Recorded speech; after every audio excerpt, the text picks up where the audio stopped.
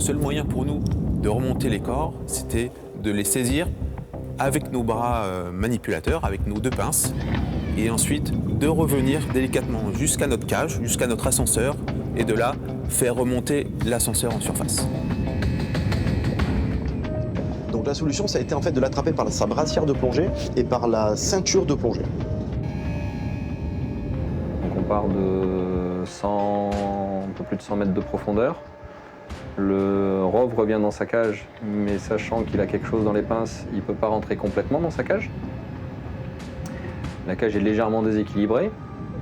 Il est décidé de faire une remontée lente, très lente, presque trop lente pour les nerfs.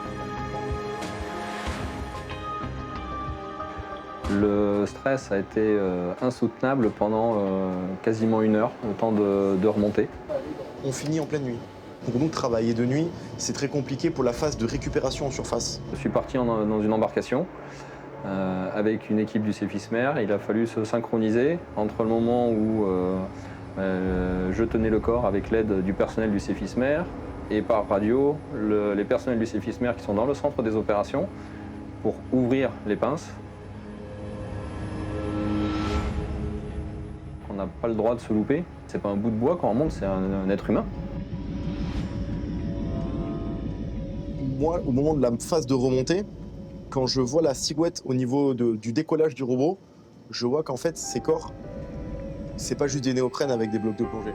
En fait, je me rends compte qu'en fait, on a vraiment la silhouette d'un corps. Et là, je prends conscience que du coup, ma mission, elle est beaucoup plus importante. Quand un plongeur remonte un autre plongeur, on se met à sa place. Et on se dit, ça ferait plaisir que les copains viennent nous chercher, même 30 ans après. La suite de l'enquête, on a donc des autopsies qui sont réalisées. On a les retours ADN. Du coup, c'est confirmé. On a bien récupéré Christian et Daniel. C'était plus des corps sous X. On pouvait réellement leur donner un nom. Ils n'étaient plus anonymes. On n'a aucun médicament. On n'a aucune trace d'alcool. On n'a rien du tout.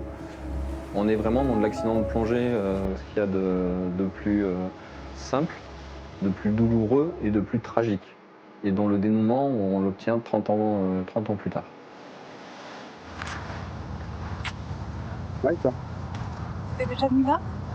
Non, je suis pas revenu ici. À l'époque, on n'a pas pris la dimension extérieure à nous-mêmes et à vous. On s'est centré sur vous, Oui. normal. Et on s'est même perdu de vue, tous les deux. Donc chacun est resté très isolé, finalement. Et nous, on n'a pas du tout pensé aux autres plongeurs, aux amis, et à leur vie qui a été complètement chamboulée aussi. Non.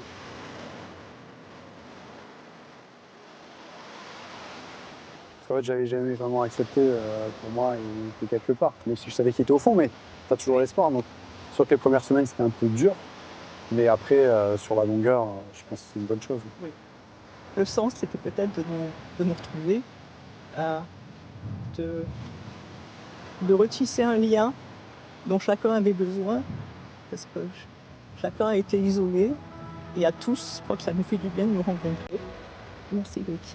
Et,